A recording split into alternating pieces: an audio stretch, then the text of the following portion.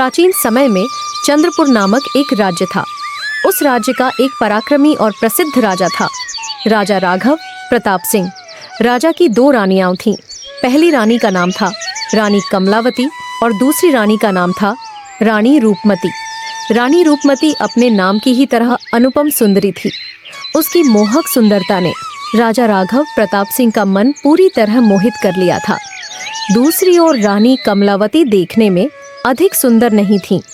इस कारण राजा उन्हें पहले से ही उतना स्नेह नहीं देते थे और जब से रूपमती उनके जीवन में आई तब से राजा ने कमलावती की ओर देखना तक पसंद नहीं किया। लेकिन रानी कमलावती की एक पुत्री थी जिसका नाम था राजकुमारी सूर्यमाला। राजकुमारी रूप और गुणों में विलक्षण थी। वह जितनी सुंदर थी उतनी ही बुद्धिमान और समझदार भी थी। राजा प्रताप सिंह अपनी पुत्री से अत्यधिक स्नेह करते थे, परंतु रानी रूपमती से विवाह करने के पश्चात राजा प्रताप सिंह अपनी पुत्री से भी दूर होने लगे। अब उनका सारा समय और ध्यान केवल रूपमती की ओर ही रहता। चंद्रपुर राज्य में रानी रूपमती और महाराज राघव प्रताप सिंह की शादी को अभी कुछ ही समय हुआ था। दोनों एक दूसरे को समझने और पसंद नापसंद जानने की कोशिश कर रहे थे। एक दिन महल के विशाल राजबाग में हरे भरे वृक्षों और रंग बिरंगे फूलों के बीच महाराज और रानी रूपमती आपस में बातें कर रहे थे। महाराज मुस्कुराते हुए बोले, रानी साहिबा, जब से हमारा विवाह हुआ है तब से एक दिन भी हम शिकार पर नहीं जा पाए हैं। इसीलिए आज हम शिकार पर निकलने का विचार कर रहे हैं। आप महल में हमारे लौटने की प्रतीक्षा कीजिए। रानी रूपमती को यह सुनकर आश्चर्य हुआ। उन्होंने कोमल स्वर में कहा, महाराज, आपको शिकार करना पसंद है? हाँ रानी साहिबा, हम तो प्रायः प्रतिदिन ही शिकार पर जाया करते थे। शिकार करना हमें अत्यंत प्रिय है। यह सुनकर रानी रूपमती के चेहरे पर हल्की मुस्कान खिल उठी। उन्होंने धीमे स्वर में कहा, महाराज, ये तो बड़ी अद्भुत बात है। मुझे भी शिकार पे जाना अच्छा लगता है। यदि आपको कोई आपत्ति न हो तो मैं भी आपके साथ चलना चाहूंगी। अरे अवश्य रानी साहिबा, यदि आप साथ चलेंगी तो यह हमारे लिए अत्यंत सुखद होगा। हमें एक सच्चा साथी मिल जाएगा, जीवन में भी और शिकार की राह में भी। राजा राघव प्रताप सिंह और रानी रूपमती उस दिन अपने राजसी रथ में बैठकर शिकार के लिए घने जंगल की ओर निकल पड़े। दोनों एक दूसरे से बातें करते हुए अनजाने ही बहुत भीतर तक चले गए। चारों ओर ऊंचे ऊंचे वृक्ष और पक्षियों की चहचहाहट वातावरण को और भी मोहक बना रही थी। तभी रानी रूपमती की दृष्टि नदी के किनारे एक मोर मोरनी की जोड़ी पर पड़ी। वह दृश्य इतना मनमोहक था कि रानी आनंद से भर उठी। उन्होंने उत्साह से कहा, महाराज, देखिए ना, वो कितनी प्यारी मोर की जोड़ी है। यदि हम इन्हें पकड़कर राजमहल ले चले और राजबाग में रखे तो हमारे राजबाग की सुंदरता और भी बढ़ जाएगी। वह मोर मोरनी सचमुच अनुपम लग रहे थे। दोनों आपस में इस प्रकार लीन थे कि मानो संसार में केवल वही दो हों। उनके प्रेम को देखकर हर किसी का हृदय पिघल सकता था। इसी बीच नदी के तट पर बैठा एक वृद्ध साधु यह सब देख रहा था। राजा राघव प्रताप सिंह मुस्कुराए और बोले, मेरी प्रिय रानी, तुम्हारी इच्छा मेरे लिए आज्ञा के समान है। तुम्हें जो भी वस्तु चाहिए मैं अवश्य ला दूंगा। फिर यह मोर तो बहुत छोटी सी चीज है। इतना कहते ही राजा ने धनुष उठाया और उस मोर की ओर बाण चला दिया। साधु ने उन्हें रोकने का प्रयास किया, परंतु जब तक उनका स्वर पहुंचा तब तक तीर चल चुका था। भाग्य ऐसा रहा कि मोर घायल न हुआ, किंतु तीर सीधा मोर के हृदय में जा लगा और उसका मृत्यु हो गया। अब जो दृश्य सामने आया उसने सबका हृदय कपा दिया। अकेली पड़ चुकी मोरनी विलाप करने लगी। उसके आंसुओं से नदी का तट भी मानो भीग गया हो। उसका शोक देख साधु की आंखें भी भर आईं। साधु क्रोध और करुणा से कांपते हुए राजा से बोले, दुष्ट राजा, तुमने आज एक सच्चे प्रेमी को उसकी प्रेयसी से जुदा कर दिया। यह पाप सहन नहीं किया जाएगा। जिस प्रकार यह मोरनी अपने मोर के लिए तड़प रही है, उसी प्रकार तुम्हारी रानी भी तुम्हारे लिए तड़पेगी। मैं तुम्हें श्राप देता हूँ कि तुम दोनों पति पत्नी अब मनुष्य नहीं रहोगे, बल्कि एक अद्भुत अश्व घोड़ा का रूप धारण करोगे। ऐसा घोड़ा कि जिस पर भी किसी की नजर पड़ेगी वह तुम्हें अपने साथ ले जाना चाहेगा। यह श्राप सुनते ही रानी रूपमती भय से सिहर उठी। रानी रूपमती करुणा से बोली, साधु महाराज, हमें क्षमा कर दीजिए। हमारी इच्छा इन्हें मारना नहीं थी और नहीं इन्हें अलग करना था। हम तो बस इन्हें अपने राजबाग में रखकर पालना चाहते थे। दुष्ट रानी, शुद्ध प्रेम करने वालों को कहीं बांध कर नहीं रखा जाता। मैं वर्षों से इन्हें इस जंगल में देखता आया हूँ।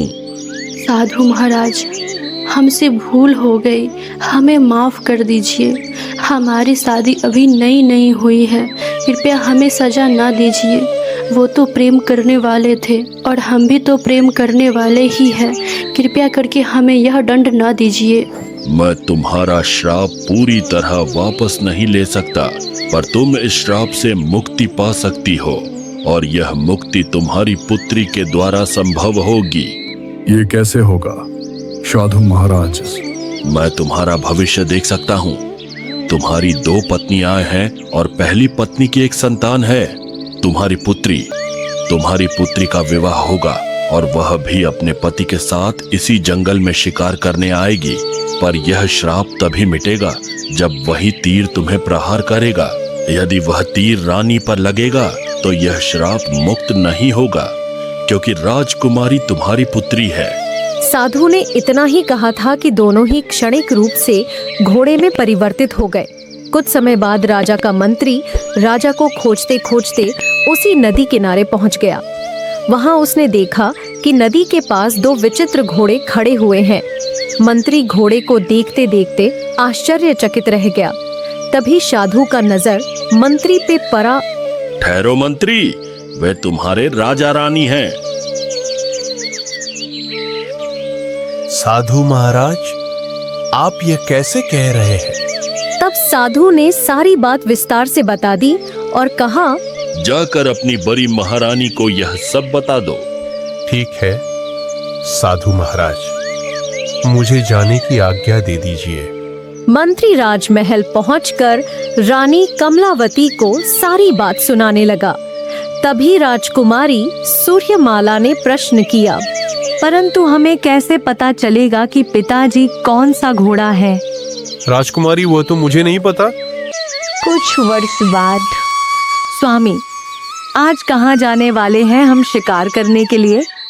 प्राण प्यारी, आज हम चंद्रपुर राज्य जाएंगे शिकार करने के लिए, यानी तुम्हारे मायके। राजकुमारी सूर्यमाला का विवाह हो चुका था।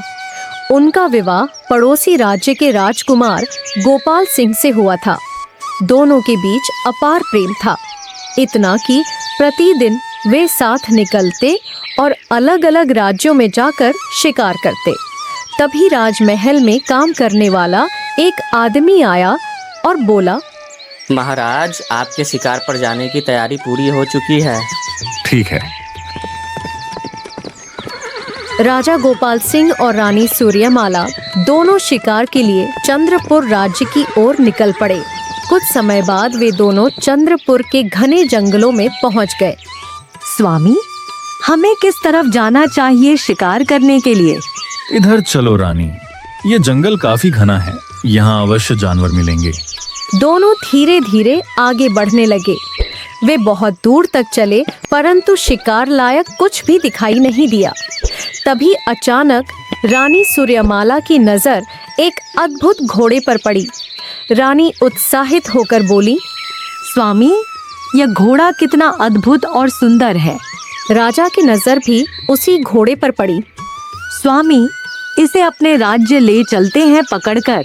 सही कह रही हो तुम। राजा ने जैसे ही धनुष तीर उठाया, घोड़ा तेजी से भागने लगा। वह घोड़ा राजा को अपने पीछे पीछे भगाकर नदी के पास ले आया। नदी के पास पहुंचकर घोड़ा रुक गया। जैसे ही राजा ने तीर चलाया, अचानक दूसरा घोड़ा सामने आ गया और वह तीर उस घोड़े को लग गया। तीर लगते ही दोनों घोड़े अपने असली रूप में आ गए। सूर्यमाला अपने पिता को देखकर चौंक गई। फिर अचानक सूर्यमाला को मंत्री की कही हुई बातें याद आ गईं। सूर्यमाला तुरंत अपने पिता के पास गई। तभी राजा गोपाल सिंह आश्चर्य से बोले, रानी सूर्यमाला, ये कौन है और आप इन्हें कैसे जानती हैं? तभी राजकुमारी सूर्यमाला ने सारा सच अपने पति को बता दिया। सब मिलकर घायल राजा राघव प्रताप सिंह को राजमहल ले आए। वहां उन्हें एक कमरे में आराम करने के लिए सुला दिया गया। उसके बाद वैद्य को बुलाया गया। वैद्य ने राजा को खाने के लिए कुछ जड़ी बूटियां दी और बोले, आप लोग ज्यादा चिंता मत कीजिए, यह तो केवल थोड़ा सा जख्म है। कुछ ही दिनों में महाराज पूर्णतः स्वस्थ हो जाएंगे। इतना सुनकर सबके मन को शांति मिली। तभी राजा ने भारी स्वर में बड़ी रानी की ओर देखा और बोले, रानी साहिबा, मुझे माफ कर दीजिए। मैंने आपके साथ बहुत बड़ा अन्याय किया। यह सुनकर रानी रूपमती की आंखों में आंसू आ गए। वह भावुक होकर बोली, हाँ दीदी, मुझे भी माफ कर दीजिए। मेरी वजह से महाराज आप दोनों से दूर रहे। दोनों रानी रो पड़ी और फिर वर्षों की दूरी, मनमुटाव और पीड़ा सब बह गया। अब पूरा परिवार एक साथ राजमहल में सुख और खुशी से रहने लगा। राजमहल में फिर से हंसी, प्रेम और मेल जोल की गूंज सुनाई देने लगी।